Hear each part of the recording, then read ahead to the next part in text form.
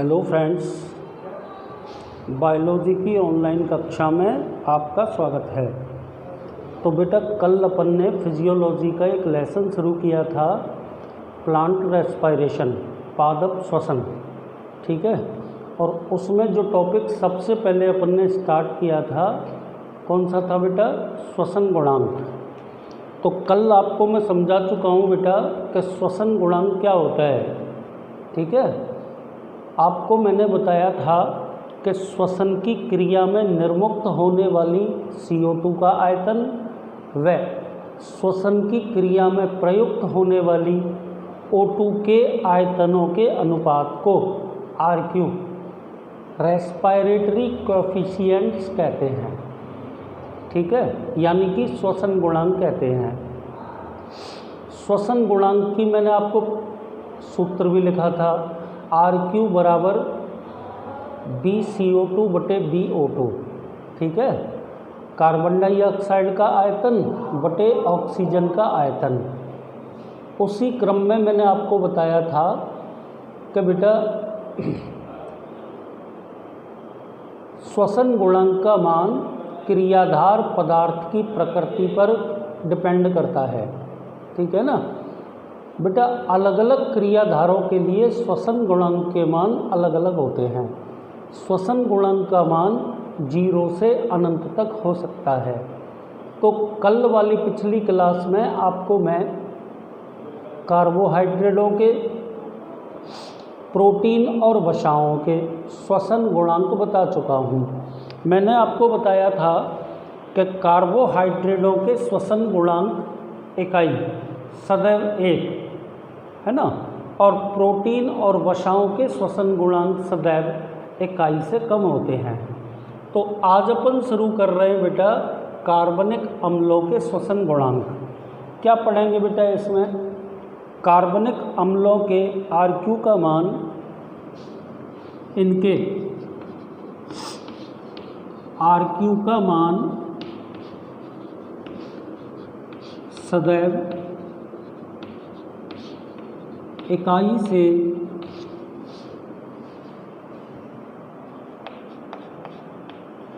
अधिक होता है। 1 से ज़्यादा होगा बेटा हर परिस्थिति में। ठीक है ना। आगे चलिए। क्योंकि इनमें कार्बन की अपेक्षा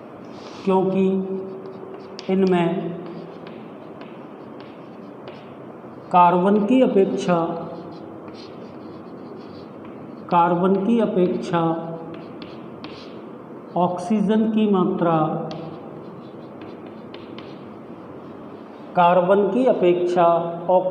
की मात्रा अधिक होती है।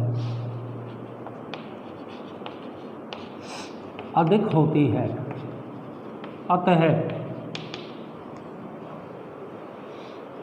इन पदार्थों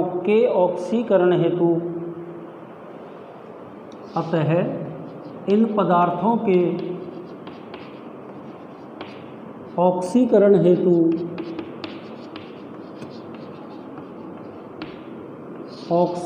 हेतु बाह्य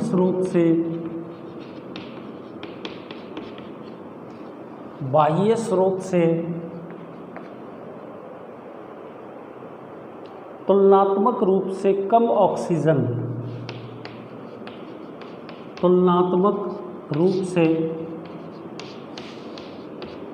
कम O2 लेनी पड़ती है।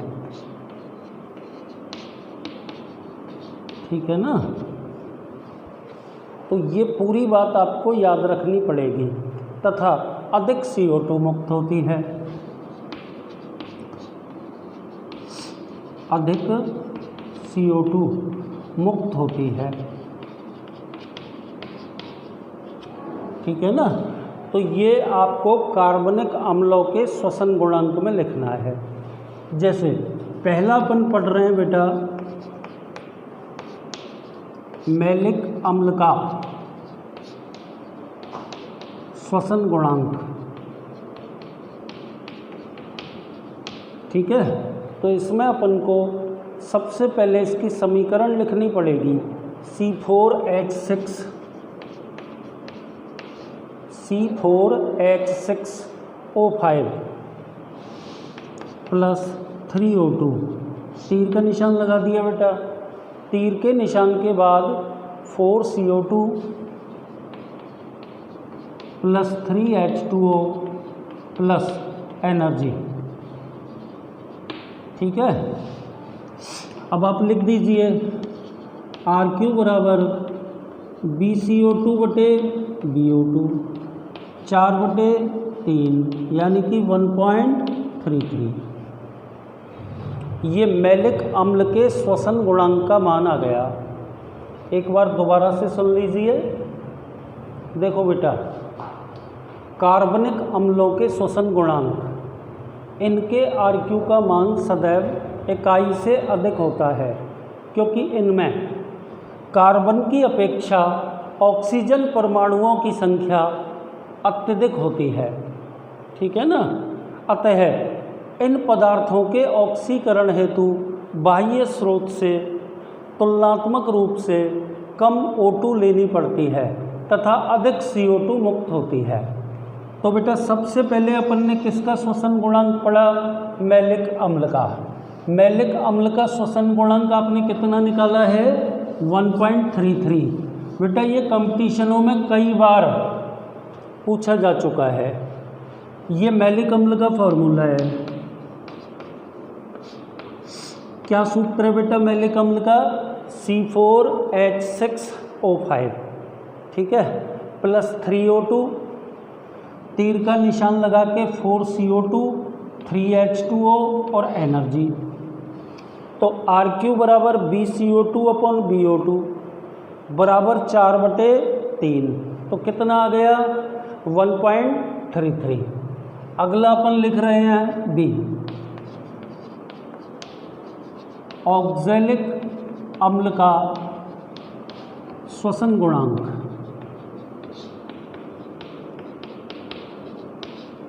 ये इसी के अंतर्गत हेडिंग नंबर दूसरा है। तो देखो COOH का होल ट्वाइस, इसके 2 मोल, ये ऑक्जेलिक अम्ल का सूत्र लिख दिया बेटा अपन ने। इसका ऑक्सीडेशन करवाएंगे, O2, तीर का निशान 4CO2 प्लस एनर्जी। H2O भी निकलेगा बेटा, 2H2O लिख दो, 2H2O, ठीक है ना। लिख दीजिए RQ बराबर BCO2 बटे BO2।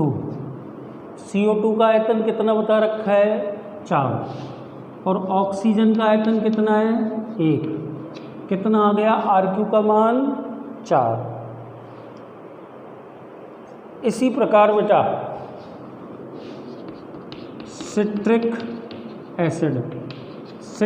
एसिड के RQ का मान 1.14 होता है। ठीक है ना। तो मैं आपको ये बता रहा हूँ कि कार्बनिक अम्लों के श्वसन गुणांकों के मान सदैव इकाई से अधिक होते हैं। आपने इसके 3 उदाहरण पढ़े हैं बेटा। पहला उदाहरण तो आपने इसमें पढ़ा मैलिक अम्ल का।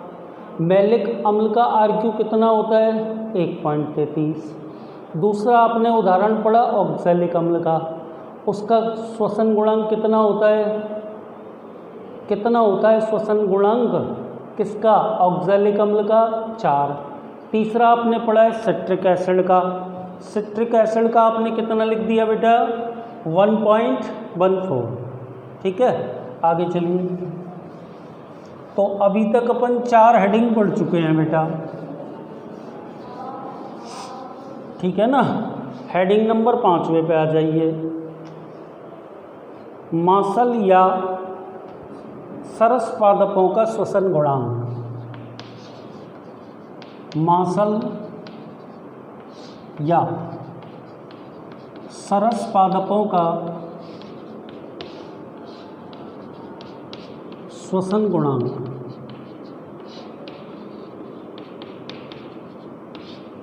मांसल या सरस पादपों का श्वसन गुणांक। ठीक है, क्या लिखोगे इसमें? मांसल पादप जैसे नागफनी में मांसल पादप जैसे नागफनी में कार्बोहाइड्रेट्स क्रियाधार पदार्थ के रूप में प्रयुक्त होते हैं।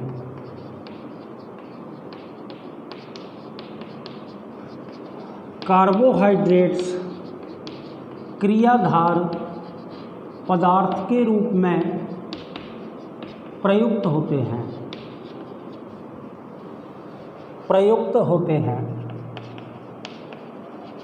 ठीक है ना, आगे चलिए। परंतु इनका पूर्ण ऑक्सीकरण नहीं होता, परंतु इनका पूर्ण ऑक्सीडेशन नहीं होता, परंतु इनका पूर्ण ऑक्सीकरण नहीं होता है। ठीक है, इनमें मध्यवर्ती पदार्थों का निर्माण होता है।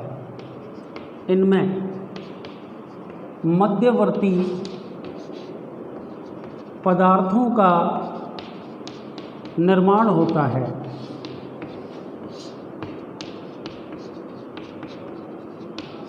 तथा CO2 नहीं बनती है।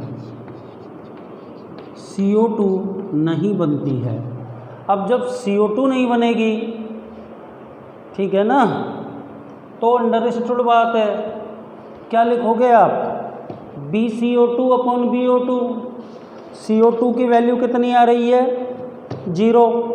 तो श्वसन गुणांक का मान कितना हो जाएगा? 0। देखिए 2C6H12O6 किसका फॉर्मूला लिख दिया ये मैंने? कार्बोहाइड्रेट ग्लूकोज का, प्लस 3O2 ये ऑक्सीजन लिख दी। ठीक है, क्या बने बेटा? मैलिक अम्ल C4H6O5 प्लस 3H2O।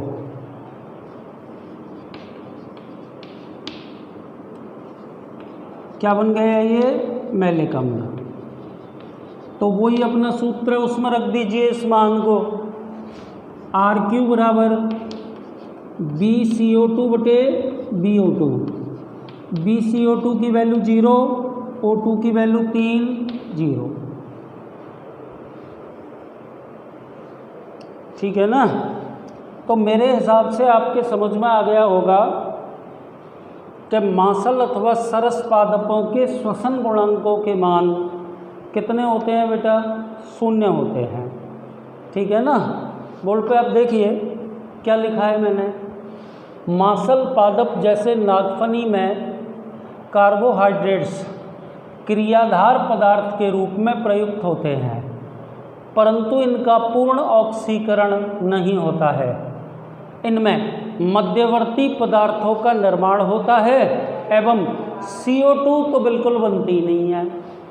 अब अंडरस्टूड बात है कि जब CO2 ही नहीं बनेगी तो ये ऊपर वाली वैल्यू 0 हो जाएगी, तो बेटा इनके श्वसन गुणांकों के मान 0 ही रहेंगे, जैसा कि आपको इस समीकरण के द्वारा बताया गया है। नागफनी अथवा सरस पादपों में क्रियाधार पदार्थ के रूप में ग्लूकोज काम आई, आ गई 3O2, मैलिक अम्ल बन गया और जल बन गया, है ना। ऑक्सीजन के कितने मोल? 3 मोल काम आए, और CO2 के कितने मोल बने? 0 मोल। तो बेटा आपने इस फॉर्मूला के अंदर लिख दीजिए RQ का मान VCO2 अपॉन BO2। ठीक है ना? तो VCO2 की जगह तो अपन 0 लिख चुके, क्योंकि यहाँ पर कार्बोहाइड्रेट्स का पूर्ण ऑक्सीकरण तो हुआ नहीं, तो बेटा इसमें CO2 तो बनी नहीं, केवल ऑक्सीजन काम आई। अतः इस परिस्थिति के अंदर भी क्या हुआ बेटा कि श्वसन गुणांक का मान कितना प्राप्त हो गया? 0। ठीक है, तो आप ये याद रखना बेटा कि श्वसन गुणांकों के मान 0 से लेकर इनफाइनाइट तक कुछ भी प्राप्त हो सकते हैं। एक अंतिम और देखिए बेटा, अवायवीय श्वसन में श्वसन गुणांक, अवायवीय श्वसन में श्वसन गुणांक। बेटा नाम से ही पता चल गया होगा कि यहाँ पर RQ का मान अनंत प्राप्त होने वाला है, क्योंकि श्वसन क्रिया में ऑक्सीजन तो काम आएगी ही नहीं आएगी ना, और बेटा CO2 उपलब्ध हो जाएगी। तो देखिए अवायवीय श्वसन का उपयोग, अवायवीय श्वसन में, ऐसे लिख देते हैं, श्वसन में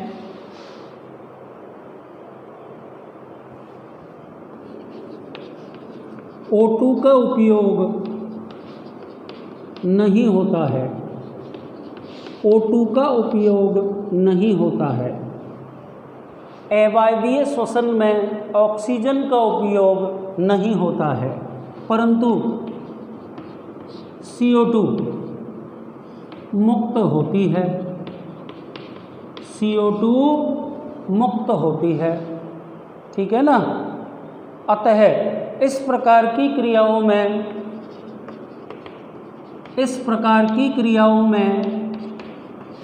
नेचुरल सी बात है, श्वसन गुणांक के मान कितने होंगे? अनंत होंगे, ठीक है ना बेटा। तो अवायवीय श्वसन में ऑक्सीजन का उपयोग तो होता नहीं है, ठीक है, और CO2 मुक्त होती है। अतः इस प्रकार की क्रियाओं में श्वसन गुणांक के मान कितने होंगे? अनंत होंगे। जैसे अपन एक समीकरण लिख रहे हैं, C6H12O6, ये मैंने बेटा ग्लूकोज लिख दी, ठीक है। अवायवीय श्वसन के द्वारा अपन को इसका अपूर्ण ऑक्सीकरण करना है। एंजाइम लिख दिया मैंने जाइमेज, CO2 C2H5OH प्लस CO2, ठीक है ना। एल्कोहल के कितने मोल? 2 मोल। CO2 के कितने मोल? 2 मोल, और ऊर्जा प्राप्त हो गई। तो अब आप इस समीकरण में देख सकते हैं RQ की वैल्यू क्या होती है? BCO2 बटे BO2। BCO2 का मान कितना? 2 मोल। BO2 का मान कितना? 0 मोल। तो कितना आ गया बेटा? अनंत आ गया। तो बेटा मैं सभी प्रकार के क्रियाधारों के द्वारा श्वसन गुणांकों के मान के बारे में आपको बता चुका हूँ।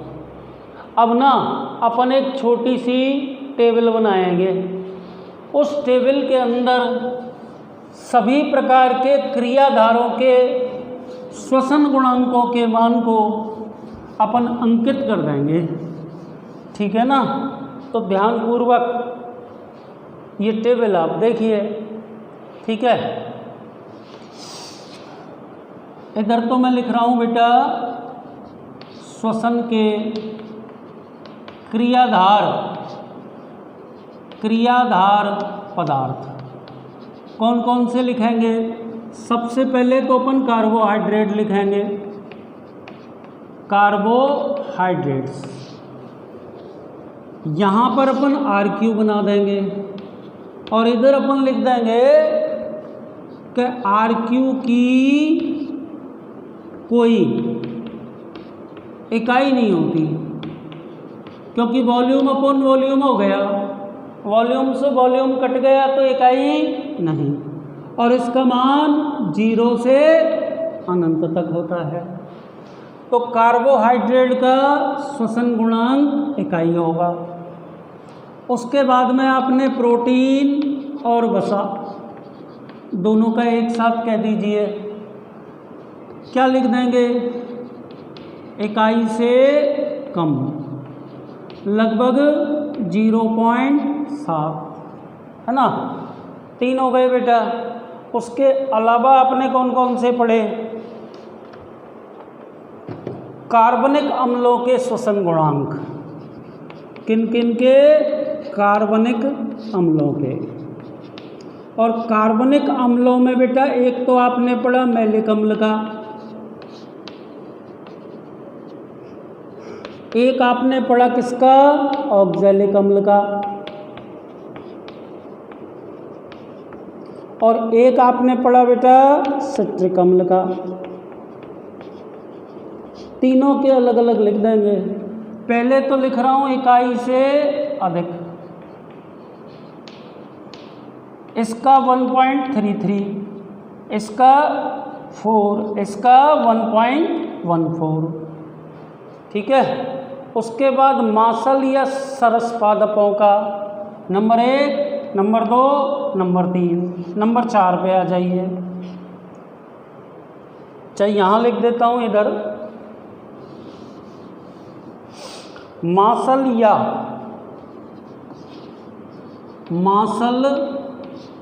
या सरस पादपों का श्वसन गुणांक, मासल या सरस पादपों का श्वसन गुणांक, एक तो हमको ये पढ़ना है, ठीक है। उसके अलावा ये तो 0 हो गया, और एक पढ़ना है बेटा अवायवीय श्वसन में श्वसन गुणांक, ये अनंत हो गया। तो अब आप देख सकते हैं, क्या देख सकते हैं बेटा कि श्वसन गुणांकों के मान 0 से अनंत तक कुछ भी हो सकते हैं। जैसा कि मैंने आपको बोर्ड पर बताया, गौर करना, कार्बोहाइड्रेट यदि श्वसन के क्रियाधार पदार्थ के रूप में प्रयुक्त किया जाता है तो श्वसन गुणांक का मान इकाई प्राप्त होता है। यदि प्रोटीन अथवा वसा श्वसन के क्रियाधार पदार्थ के रूप में प्रयुक्त किए जाते हैं तो श्वसन गुणांक का मान इकाई से कम यानी कि 0.7 प्राप्त होगा। यदि कार्बनिक अम्लों के श्वसन गुणांक बताए जाएं तो कार्बनिक अम्लों के श्वसन गुणांक सदैव इकाई से ज़्यादा होंगे। जैसे कि आपने 3 एग्जाम्पल पढ़े, और बेटा तीनों के तीनों एग्जाम्पल बोर्ड के एग्ज़ाम के छोटे प्रश्नों और कंपटीशनों के लिए इम्पोर्टेंट है। मैलिक अम्ल का श्वसन गुणांक 1.33, ऑक्सैलिक अम्ल का 4, और बेटा सिट्रिक अम्ल का कितना? 1.14, ठीक है। अब दूसरी साइड आ जाइए। मासल या सरस पादपों का श्वसन गुणांक कितना बता रखा है बोर्ड पे? 0। अवायवीय श्वसन में श्वसन गुणांक का मान कितना होता है? अनफाइनाइट यानी कि अनंत। अब आप मेरी 2 छोटी बातें सुन लो कि एक तो श्वसन गुणांक का मान इकाई रहित होता है, और दूसरी बात ये सुन लो बेटा कि श्वसन गुणांक का मान 0 से अनंत तक कुछ भी हो सकता है। तो आज के लिए इस वीडियो में केवल इतना ही। यहाँ से आगे की बात अपन कल पढ़ेंगे।